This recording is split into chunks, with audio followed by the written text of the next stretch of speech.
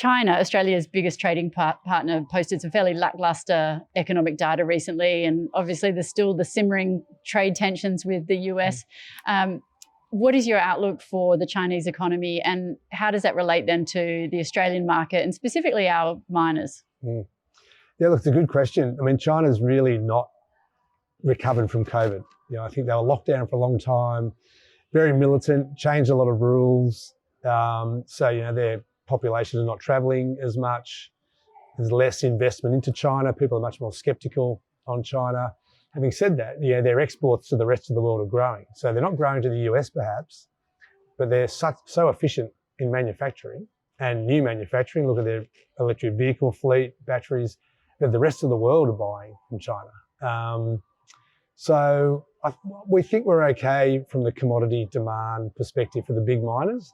Look, pricing will move around as it always does, but we could argue we're almost at max input of China and US because there's not a lot going into China now. You can look at the import data, and there was a lot of brought forward. I guess a lot of importers stockpiled pre-tariffs, and you look at the data now, and exports to the US are well down.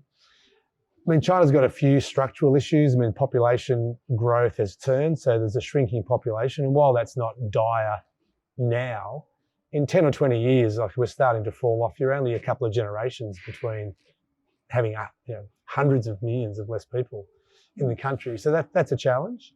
So we're always nervous on China a little bit, and this is from a long time ago. I guess we were always happy to invest in companies in things that China needed. China still basically needs resources. It can build processing facilities, brands, a lot of other things, and we think they're really tricky businesses. Still needs our iron ore, still happy to buy rare earths and other processing and other metals. And so we're comfortable, but I guess China's always a watch.